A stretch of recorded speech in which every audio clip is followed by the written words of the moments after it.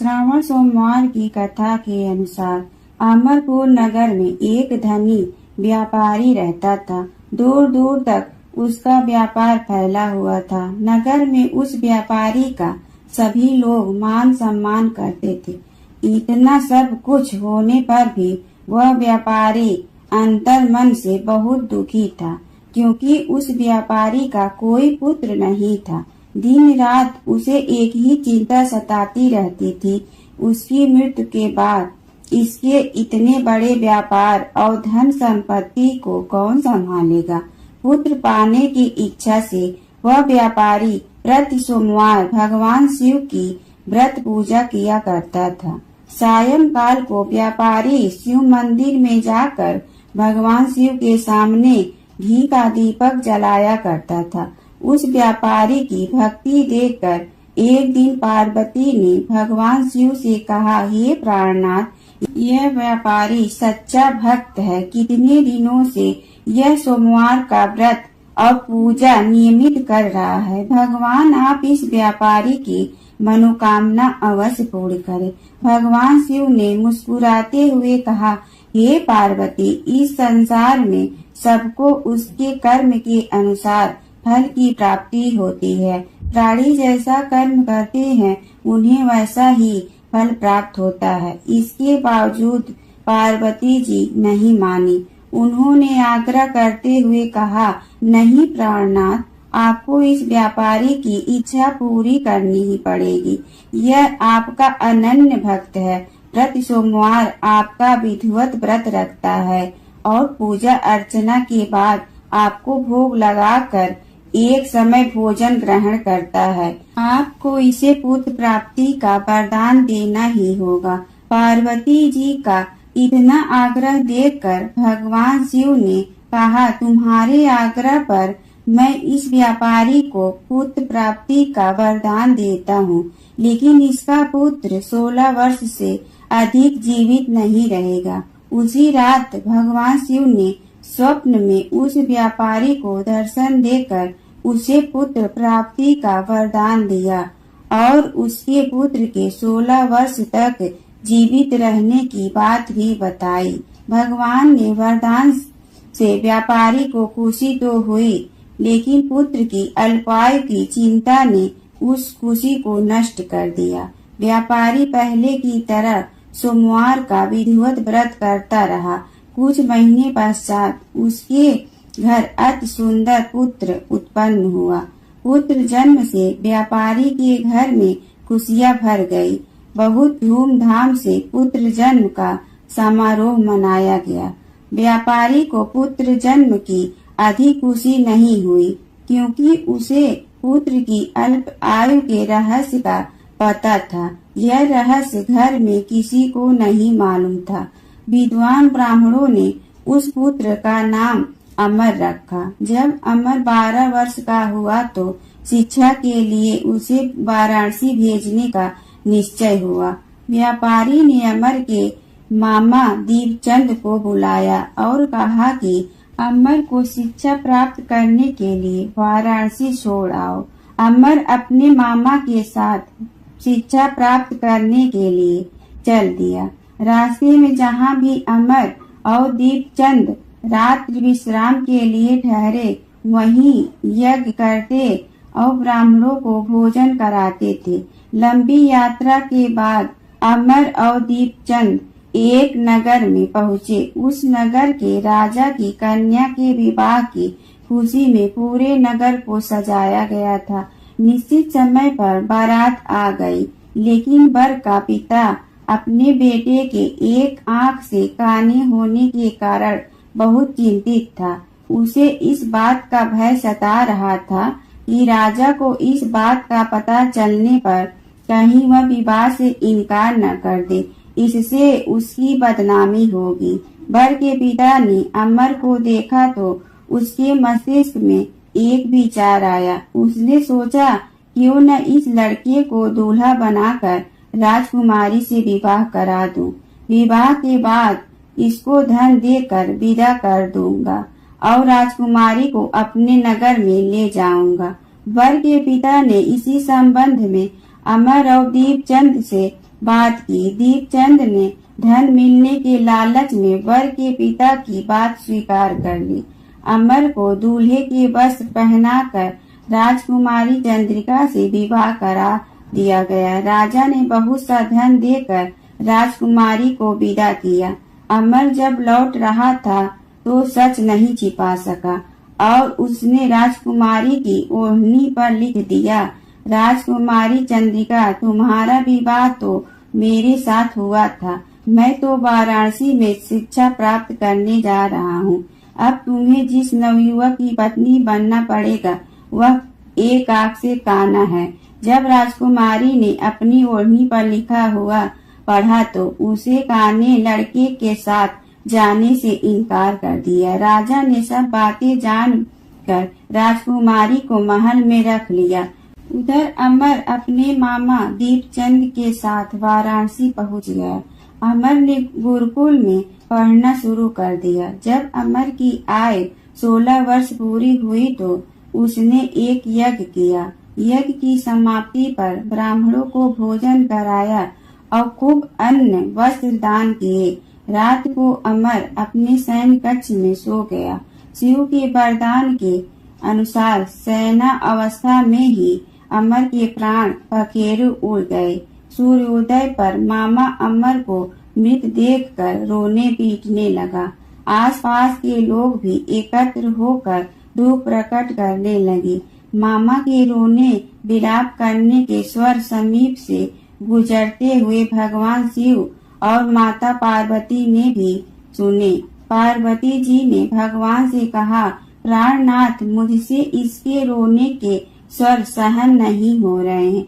आप इस व्यक्ति के कष्ट अवश्य दूर करें। भगवान शिव ने पार्वती जी के साथ अदृश्य रूप में समीप जाकर अमर को देखा तो पार्वती जी से बोले, पार्वती, यह तो उसी व्यापारी का पुत्र है। मैंने इसे 16 वर्ष की आयु का वरदान दिया था। इसकी आयु तो पूरी हो गई है।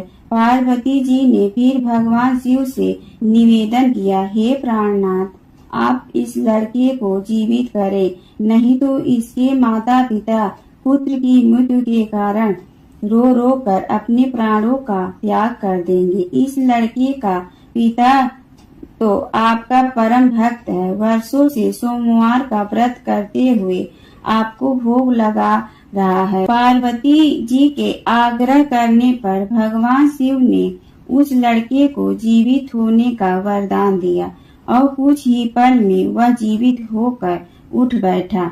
शिक्षा समाप्त करके अमर मामा के साथ अपने नगर की ओर चल दिया। दोनों चलते हुए उसी नगर में पहुँचे जहाँ अमर का विवाह हुआ था। उस नगर में भी अमर ने यज्ञ का आयोजन किया। समीप से गुजरते हुए नगर के राजा ने यज्ञ का आयोजन देखा। राजा ने अमर को तुरंत पहचान लिया। यज्ञ समाप्त होने पर राजा अमर और उसके मामा को महल में ले गया और कुछ दिन उन्हें महल में रखकर बहुत सा धन वस्त्र देकर राजकुमारी के साथ विदा किया। रास्ते में सुरक्षा के लिए राजा ने बहुत से सैनिकों को भी साथ भेजा। दीपचंद ने नगर में पहुँचते ही एक दूत को घर भेजकर अपने आगमन की सूचना भेजी। अपने बेटे अमर के जीवित वापस लौटने की सूचना से व्यापारी बहुत प्रसन्न हुआ। व्यापारी ने अपनी पत्नी के साथ स्वयं को एक कमरे में बंद कर रखा था। भूखे प्यासे रहकर व्यापारी और उसकी पत्नी बेटे की प्रतीक्षा कर रहे थे।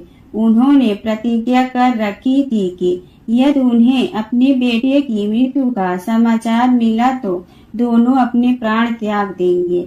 व्यापारी अपनी पत्नी और मित्रों के साथ नगर के द्वार पर पहुंचा। अपने बेटे के विवाह का समाचार सुनकर पुत्र वधू राजकुमारी चंद्रिका को देखकर उसकी खुशी का ठिकाना न रहा। उसी रात्र भगवान शिव ने व्यापारी के स्वप्न में आकर कहा, हे श्रेष्ठी, मैंने तेरे सोमवार के व्रत करने और व्रत कथा सुनने से प्रसन्न होकर तेरे पुत्र को लंबी आयु प्रदान की है। व्यापारी बहुत प्रसन्न हुआ। सोमवार का व्रत करने से व्यापारी के घर में खुशियाँ लौट आई। शास्त्रों में लिखा है कि जो स्त्री पुरुष सोमवार का विधिवत व्रत करते और व्रत कथा सुनते हैं उनकी सभी इच्छाएं पूर्ण होती है। एक बार की बात है, सावन के महीने में अनेक ऋषि शिप्रा नदी उज्जैन में स्नान कर महाकाल शिव की अर्चना करने हेतु एकत्र हुए। वहां अपने रूप की अभिमानी वैश्या भी अपने कुत्सित विचारों से ऋषियों को धर्म भ्रष्ट करने चल पड़ी, किंतु वहां पहुंचने पर ऋषियों के तप बल के प्रभाव से उसके शरीर की सुगंध लुप्त हो गई। वह आश्चर्यचकित होकर अपने शरीर को देखने लगी। उसे लगा उसका सौंदर्य भी नष्ट हो गया। उसकी बुद्धि परिवर्तित हो गई। उसका मन विषयों से हट गया और भक्ति मार्ग पर बढ़ने लगा।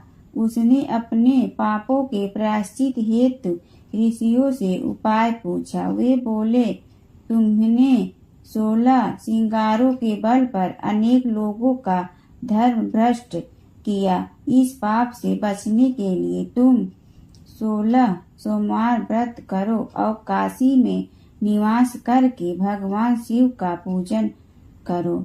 यह संदेश पाते ही वैश्या ने ऐसा ही किया और अपने पापों का प्रायश्चित कर शिवलोक पहुंची।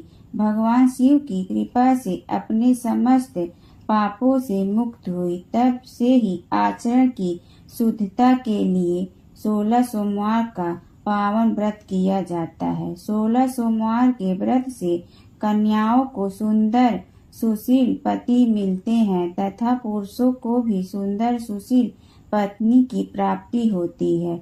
12 महीनों में विशेष है श्रावण मास। इसमें शिव की पूजा करने से प्रायः सभी देवताओं की पूजा का फल मिल जाता है। इस कथा के बाद शिव जी की आरती कर प्रसाद वितरण करें। इसके बाद भोजन या फलाहार ग्रहण करें। श्रावण मास महादेव का सबसे प्रिय महीना है, क्योंकि श्रावण मास में सबसे अधिक वर्षा होने के आसार रहते हैं। यह माह देवों के देव महादेव के गर्म शरीर को ठंडक प्रदान करता है। इस दौरान व्रत, दान व पूजा पाठ करना अति उत्तम माना गया है। इस महीने में तपस्या और पूजा पाठ से शिव जी जल्द प्रसन्न होते हैं। भगवान शंकर ने स्वयं सनत कुमारों को सावन महीनों की महिमा बताते हुए कहा है कि उनके तीनों नेत्रों में सूर्य, दाहिने बाएं चंद्र और अग्नि मध्य नेत्र हैं। जय शिव ओंकारा प्रभु जय शिव ओंकारा, ब्रह्मा विष्णु सदाशिव अर्धांगी धारा। जय शिव ओंकारा, एकानन चतुरानन पंचानन राजे, हंसासन गरुड़ासन वृषवाहन साजे। जय शिव ओंकारा, 2 भुज 4 चतुर भुज 10 भुज अति सोहे, तीनों रूप निरखते त्रिभुवन जन मोहे। जय शिव ओंकारा, अक्षमाला बनमाला मुंड मलाधारी, चंदन मृग मद सोहे भोले शुभकारी। जय शिव ओंकारा, श्वेतांबर पीतांबर बागंबर अंगे, ब्रह्मादिक सनकादिक प्रेतादिक संगे। जय शिव ओंकारा, करके मध्य कमंडलु और त्रिशूलधारी, सुखकारी दुखहारी जग पालनकारी। जय शिव ओंकारा, ब्रह्मा विष्णु सदा शिव जानत अविवेका प्रणवाक्षर में शोभित ए तीनों एका। जय शिव ओंकारा। त्रिगुण स्वामी जी की आरती जो कोई नर गावे, कहत शिवानंद स्वामी मन वांछित फल पावे। जय शिव ओंकारा प्रभु जय शिव ओंकारा।